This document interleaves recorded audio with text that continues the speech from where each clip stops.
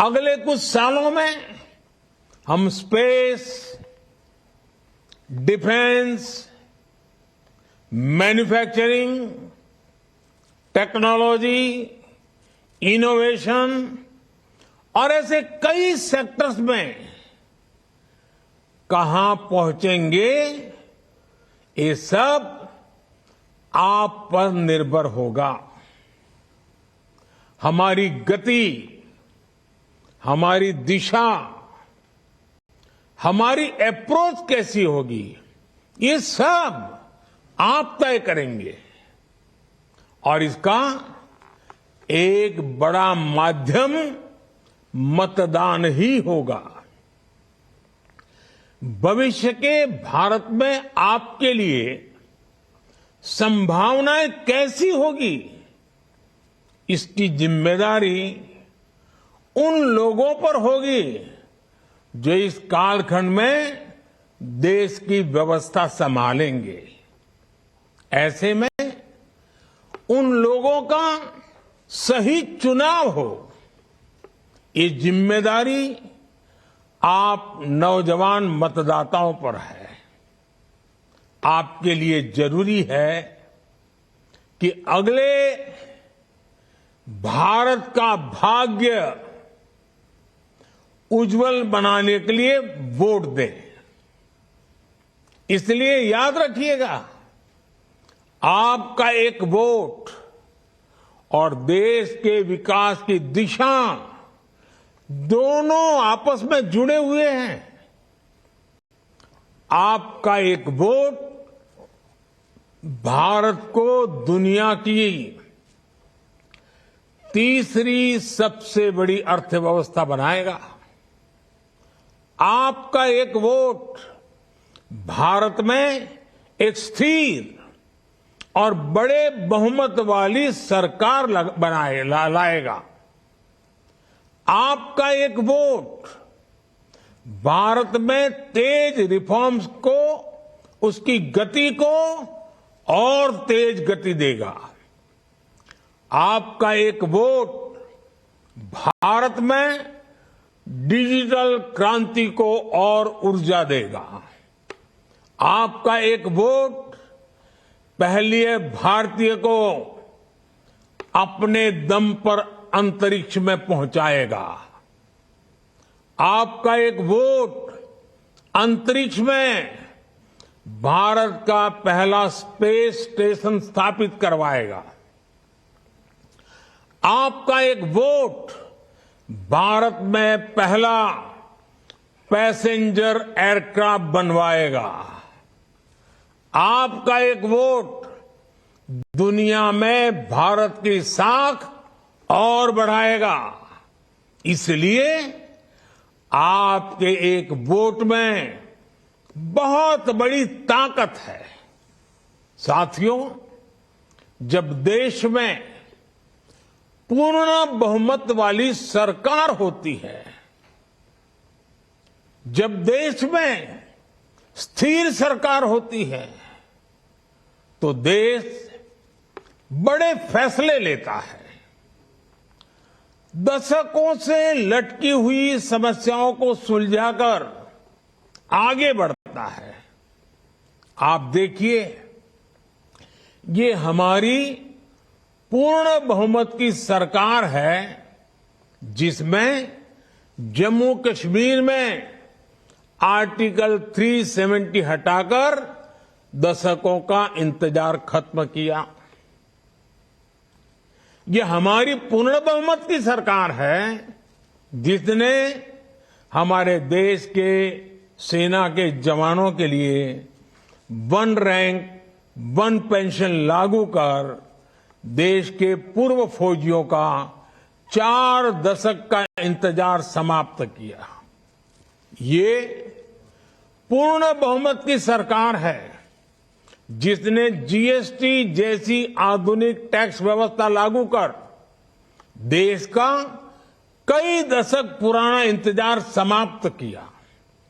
ये हमारी सरकार है, जिसने नारी शक्ति वंदन अधिनियम बनाकर देश की महिलाओं का बरसों पुराना इंतजार खत्म किया। ये हमारी सरकार है जिसने 3 तलाक के खिलाफ कानून बनाकर मुस्लिम बहन बेटियों में इंसाफ की उम्मीद बढ़ाई। ये हमारी सरकार है जिसने 3 दशकों के इंतजार के बाद नई राष्ट्रीय शिक्षा नीति लागू की। ये हमारी सरकार है जिसने एससी, एसटी, ओबीसी का हित सुरक्षित रखते हुए भी गरीब युवाओं को 10% आरक्षण का प्रावधान किया। और ये हमारी सरकार है जिसको अयोध्या में रामलला के विग्रह की प्राण प्रतिष्ठा का साक्षी होने का अवसर मिला है। जब देश में पूर्ण बहुमत की सरकार होती है तो नीति में, निर्णयों में स्पष्टता होती है। इसका सीधा प्रभाव वैश्विक स्तर पर देश की साख पर भी पड़ता है। और साथियों, मैं बताता हूं, मैं जब दुनिया के बड़े बड़े दिग्गजों को मिलता हूं ना, बड़े बड़े नेताओं को मिलता हूं ना, दुनिया के कोई भी बड़े देश हो, जब मैं उनसे हाथ मिलाता हूं ना, तो अकेला मोदी हाथ नहीं मिलाता है। 140 करोड़ देशवासी मेरे साथ खड़े होते हैं। और ये दुनिया को प्रभावित करता है। ये ताकत होती है पूर्ण बहुमत वाली सरकार की। आज दुनिया में भारत की साख एक नई ऊंचाई पर है। आज भारत के पासपोर्ट को बड़े गर्व के साथ दुनिया में देखा जाता है। और ये युवाओं के लिए बहुत बड़ी अपॉर्चुनिटी है। इस वजह से बीते वर्षों में भारत में रिकॉर्ड एफडीआई आया है। भारत का विदेशी मुद्रा भंडार भी आज रिकॉर्ड स्तर पर है। कभी सोना गिरवी रखना पड़ता था, आज दूसरी स्थिति है। ये देश में रोजगार के भी नए मौके लगातार बना रहा है। साथियों, आपको याद होगा, लाल किले से मैंने कहा था कि यही समय है, सही समय है। 10-12 साल पहले भारत में जिस तरह की परिस्थितियां थी, उन्होंने देश के युवाओं का भविष्य अंधकारमय बना दिया था। उस समय आप में से बहुत सारे लोग, कोई 8 साल का होगा, कोई 10 साल का होगा, कोई 12 साल का होगा, हो सकता है उस समय की सारी स्थितियां आपको पता भी ना हो। आज स्थितियां बदली है। हम आज जिन पॉसिबिलिटीज की बात कर रहे हैं, 2014 से पहले की जनरेशन ने उनकी उम्मीद तक छोड़ दी थी। आप में से कई न्यूज़पेपर्स पढ़ते होंगे। आज हर दिन नई खबर आती है कि देश ने इस सेक्टर में ये बड़ी उपलब्धि हासिल की। लेकिन 2014 से पहले के अखबार खोलिए, आजकल वो सब इंटरनेट पर अवेलेबल है। तब आए दिन, वो जमाना था, तब आए दिन करप्शन और स्कैम की खबरें हेडलाइन में छपती थी। हजारों करोड़ रुपयों के घोटाले सामान्य बात थी। आज उस समय आए दिन देश के नौजवान सड़कों पर उस समय की सरकार के खिलाफ प्रदर्शन करते थे। मुझे संतोष है कि हम उस अंधकारमय स्थिति से देश को बाहर निकाल पाए हैं। आज करप्शन की नहीं, क्रेडिबिलिटी की बात होती है। आज स्कैम की नहीं, सक्सेस स्टोरीज की बात होती है। तब भारत फ्रेजाइल 5 में था। दुनिया सोचती थी कि भारत खुद भी डूबेगा और हमें भी ले डूबेगा। आज भारत 5वीं बड़ी अर्थव्यवस्था है और दुनिया सोचती है कि भारत के विकास से उसका भी विकास होगा। आने वाले कुछ ही वर्षों में भारत दुनिया की टॉप 3 इकोनॉमी में शामिल हो जाएगा। आने वाले कुछ ही वर्षों में भारत की इकोनॉमी $7 ट्रिलियन को पार कर जाएगी। अर्थव्यवस्था के इतने बड़े विस्तार का बहुत बड़ा लाभ भारत के युवाओं को ही होगा। उनके लिए नए नए सेक्टर्स में रोजगार के बहुत सारे नए मौके आएंगे। इसलिए ही मैं कहता हूं, यही समय है, सही समय है।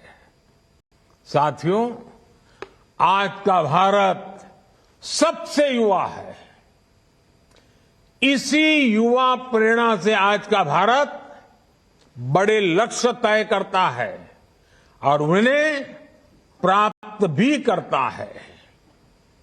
सोलर एनर्जी से जुड़े कितने ही लक्ष्य, रिन्यूएबल एनर्जी से जुड़े लक्ष्य भारत ने तय समय से पहले हासिल करके दिखाए हैं।